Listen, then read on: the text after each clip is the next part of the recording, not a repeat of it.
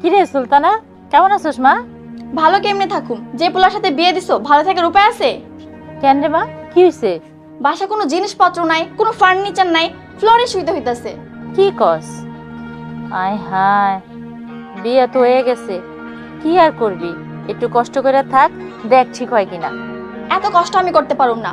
অল্প টাকা বেতন পায়, বাজারই করতে পারে না ঠিক মতো। শুনলাম পোলাটা ভালোই আছে, কদিন থাইকে দেখ ঠিক হয় কিনা।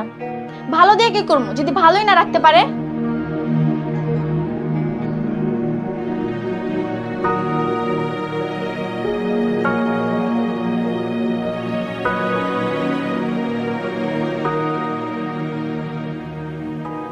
কি হয়েছে সুলতানার মা?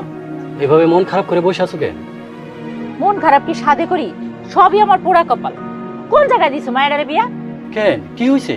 পোলার ঘরে বলে কোনো ফার্নিচার নাই, কিছুই নাই, কেমনে থাকবো আমার মায়েরা? নতুন সংসার, আস্তে আস্তে সব কিনে নিব। আস্তে আস্তে যে কিনবো, পোলা বলে বেতনও কম পায়, কেমনে কিনবো সবকিছু? আরে নতুন চাকরি পাইছে, আস্তে আস্তে বেতন বাড়বো। আমার মায়ে এত কষ্ট করে সংসার করতে পারবো না। আরে তুমিও দেখি অবুজের মতো কথা কইতাছো।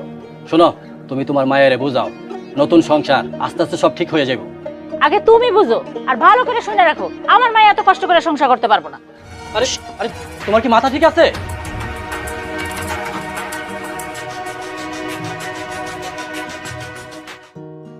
মামা যাইবেন?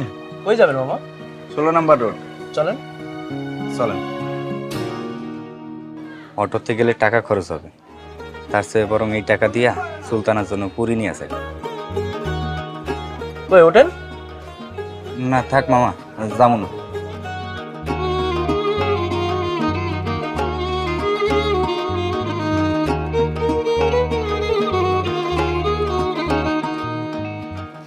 মামা 4টা পুরি দেন তো।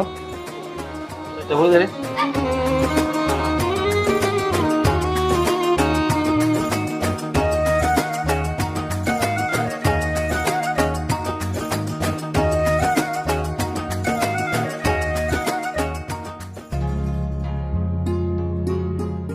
শিরিন, এই পোলারে বিয়া করে জীবনে মস্ত বড় ভুল করছি। সকালাত পূরণ করতে পারবো বইলা আমার মনে হয় না। যে টাকা বেতন পায় নুন আনতে পান্তা ফুরায় না। আচ্ছা শিরিন, আমি তোর পরে কথা বলবো।